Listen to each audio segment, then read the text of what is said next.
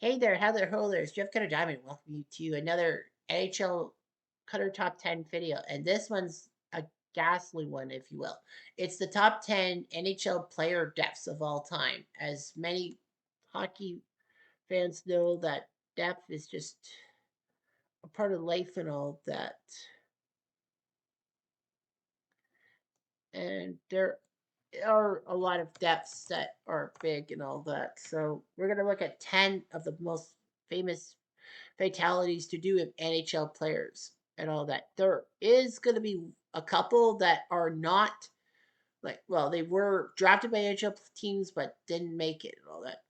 There are a few honorable mentions, and the honorable mentions are Mickey Renault, who was the Windsor captain and drafted by the Calgary Flames but died of a heart condition, and his number 19 was retired by the Spitfires, and also Matthias Krivienkins, the goalie who was the third string for Columbus but died in a fireworks accident a couple years ago. So here's the list. Now I'm going to try and, well, these are not really ranked. These are basically from like less tragic, like the tragedies are huge and all that. We start with the triple enforcer deaths of 2011. Wade Belak, Derek Bugard, and Rick Rippon. Wade Belak was a strong player for the Toronto Maple Leafs among other teams. He was pretty good, and he was a fan favorite, wearing number 3 for the team. Derek Bugard was a Minnesota enforcer, but then signed a massive 4-year deal with the New York Rangers worth more than $2 million a year, which was so shocking for an enforcer like that. Bugard scored only 1 goal as a Ranger and had many fights, but unfortunately he died of a you know what. So Bugard died of a drug overdose. Belak, I think, was in an accident. I think he died of an overdose. And Rick Rippon, who once played for the Canucks and was actually close to being a Winnipeg Jet just before the Jets were coming back to the NHL via Atlanta. He passed away too. So this just shocked a lot of people because, 3 tragic deaths in 2011. But that was not the end of deaths in 2011 in the offseason in hockey. A couple of massive deaths to do with heart problems are there too. Sergei Sholtok, who was a Minnesota icon after leaving Montreal for Minnesota, he was big and all that. During the 2004 lockout, that saw the NHL lose season, he played a game in Belarus in the KHL and sadly passed away because he collapsed and had a heart problem and all that. What's even more crappy is the next death is also a heart attack related death that was just humongous and changed a lot of Brink's personality. And that was over in Russia. It was Alex Cherepanov. Cherepanov was the 15th pick of the New York Rangers in 2007, and everyone thought that Cherepanov was going to be a massive star for the Rangers.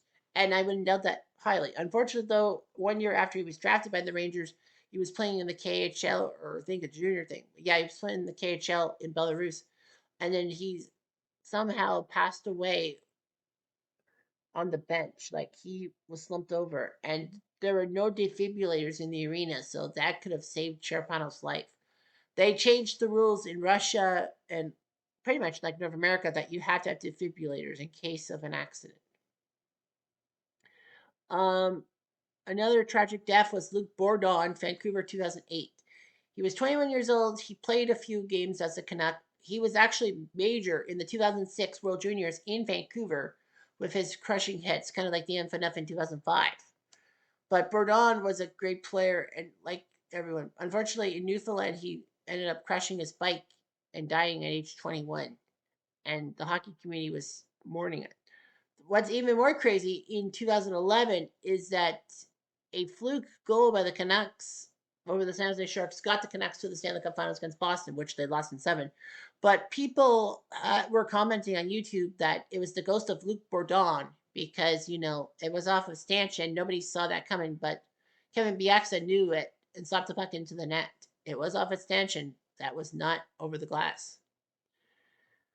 Uh, we're going to take a look at a couple of car crashes involving victims and all that. Of course, I'm not trying to glorify these deaths. It's just pure stupidity if I ever did. Anyway, Tim Horton, legendary player for the Toronto Maple Leafs, playing 2 decades for the Leafs and then traded to New York Rangers. I mean, why did the Leafs get rid of him? He should have retired as a Toronto Maple Leaf, a one-team guy like George Chief Armstrong. But Tim Horton was known for his Horton Bear Hug. Of course, in the NHL nowadays, it's illegal. But yeah, Tim Horton was its shutdown defenseman, winning many cups as a member of the Leafs as early as 1951, if memory serves me right. And then in 62, 63, 64, 67. So 5 cups. He would go on to play for the Rangers, and then the Penguins, and then the Buffalo Sabres. Ironically enough, uh, Tim Horton was playing in a game in Maple Leaf Gardens against his former team, the Leafs. He was named the third star. It was a 2-2 tie, if memory serves me right. Remembering this. And then Tim Horton had his supercar and went crashing, going from St. Catharines to Buffalo, from Toronto to Buffalo in a supercar, but crashed in St. Catharines and died. It was a single car crash. Speed was a factor, and the NHL lost a legend like Tim Horton. His name, of course, is synonymous with Tim Hortons, like coffee and donuts. Another tragic car crash was Pelle Lindbergh. Pelle Lindbergh was a goalie who played for Sweden in the 1980 Olympics and was trying to become the first great European goalie in the NHL. He had some tough times. Flyer fans did not like him, but in 1985, he actually produced one of the best seasons of his life. He won the Vezina Trophy, becoming the first foreign-born goalie to win the coveted trophy for best goaltender. Even though the Flyers did lose the Stanley Cup Finals to the Edmonton Oilers in 5 games, he was instrumental. Without him, the Flyers would not have been to the final. Unfortunately, early in the 1985 season in November, after I think a practice and all that, Pelle went to a bar in New Jersey and got a massive blood alcohol level, like twice the legal limit in the state of New Jersey. And then for some reason, he crashed his Porsche 911 Turbo into a retaining wall by his school. He was declared brain dead, and his parents pulled the plug and all that. It was a legacy that one might have been if Pelle Lindbergh wasn't so stupid and all that. A lot of people playing the bars, and of course, a lot of people playing Pelle for getting behind the wheel drunk. His 2 passengers survived. He wasn't just the only guy there. But yeah, Lindbergh was huge. In fact, the fans were so distraught, they actually named Pelle Lindbergh the starting goalie for the Wales Conference. Well, now we call it the Eastern Conference in the 1986 All Star game. This was the last time someone posthumously was named a starter in an All Star game until 2007, uh, when Sean Taylor was named to the Pro Bowl as a starter, even though that he died in the season from a botched robbery. Not his fault. He was the one who was almost robbed. And another accident involving a car, but not someone driving it, not the person driving it, was Johnny Gaudreau. Johnny Hockey, this was the most recent tragic death. It was one of the worst ever, I think.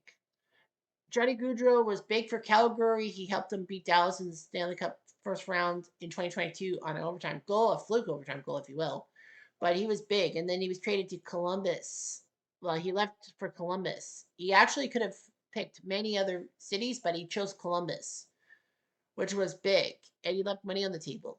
He played 1 year, 2 years for Columbus. I thought it was one, but it's 2 years for Columbus. And then he was ready for his third season, and then all of a sudden, he and his brother Rob were struck. They were both riding bicycles close to where their parents' place was because their sister was getting married. And all of a sudden, a stupid car tried to get past them, crashed into them, and basically claimed that they were blocking his path when they were on the shoulder of the road, which means that basically you can't pass on the shoulder of the road.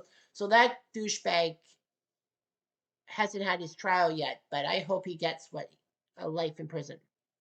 But yeah, Johnny Gaudreau's death was just shocking. Columbus kind of has retired number 13. Cole Caulfield of the Habs switched his number to number 13, and he was a goal scoring leader for a while. But yeah, Johnny's death was just pure bad and all that.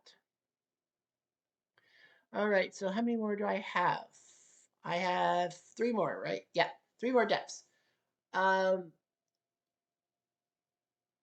death that kind of would shake me up if I was living in that era was Howie Morenz, 1937. Howie Morenz was this big player for the playing amateur in Stratford. Montreal wanted him. Howie was struggling and wanted to return all the money to Montreal, but they basically bribed him, saying you were playing for money and all that. We could destroy you. So he went back to Montreal and he played his heart out. Number 7 in your programs, he was basically big for Montreal and everyone else.